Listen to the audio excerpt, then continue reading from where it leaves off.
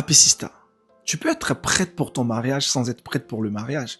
Oui, tu as bien entendu, tu peux avoir enregistré 300 modèles de robes sur Pinterest, connaître exactement le style de décoration que tu veux, avoir déjà imaginé tes demoiselles d'honneur, la couleur du mariage, la bague, la lune de miel, et pourtant être émotionnellement et relationnellement très peu préparé à devenir épouse.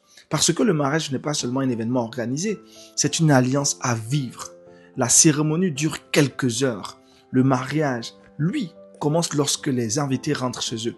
Et là, il n'y a plus les belles photos. Il y a deux caractères qui doivent apprendre à vivre ensemble. Deux histoires familiales, deux manières de gérer l'argent, deux façons de communiquer, deux personnalités, des habitudes différentes, des blessures parfois encore présentes, des désaccords, des responsabilités, des décisions importantes.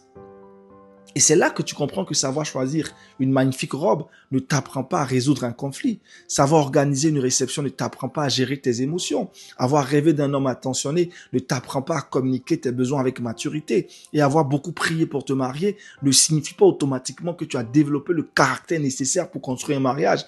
Proverbe 14:1 dit, la femme sage bâtit sa maison. Remarque le verbe, elle bâtit. Parce qu'un foyer ne tient pas uniquement grâce aux sentiments, il se bâtit. Alors, Apicista, pendant que tu demandes à Dieu, Seigneur, donne-moi un bon mari, demande-lui aussi, Seigneur, fais de moi une femme capable de contribuer à un foyer sain. Apprends à communiquer, apprends à reconnaître tes torts, apprends à demander pardon, apprends à gérer tes finances, travaille sur tes blessures, développe ta maîtrise de soi. Apprends à écouter sans immédiatement préparer ta défense. Apprends à faire des compromis sans perdre tes convictions. Apprends à passer du moi au nous. Et surtout, développe une véritable relation avec Dieu. Parce qu'être épouse ne commence pas lorsque quelqu'un met une bague à ton doigt. La préparation commence dans la femme que tu deviens aujourd'hui. Alors, ne passe pas tout ton célibat à chercher uniquement comment reconnaître le bon homme. Pose-toi également cette question. Si je rencontrais aujourd'hui un homme mature, équilibré, responsable et prêt pour le mariage, rencontrerait-il également au moins une femme qui travaille sérieusement à devenir prête pour l'alliance?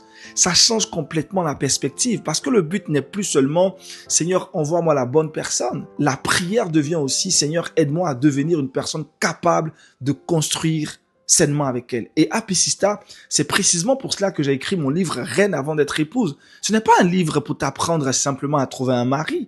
C'est un ouvrage pour travailler la femme avant l'épouse. Ton identité, ta guérison, ta dignité, ta relation avec Dieu, ta vision, ton discernement et ta préparation intérieure à l'alliance. Si tu veux le télécharger, écris-moi simplement Reine en inbox et je t'enverrai personnellement le lien. Et retiens bien ceci, ne consacre pas plus de temps à préparer le jour où tu deviendras épouse qu'à préparer la femme qui devra le rester lorsque la cérémonie sera terminée. Papa God n'est pas du tout méchant. Shalom.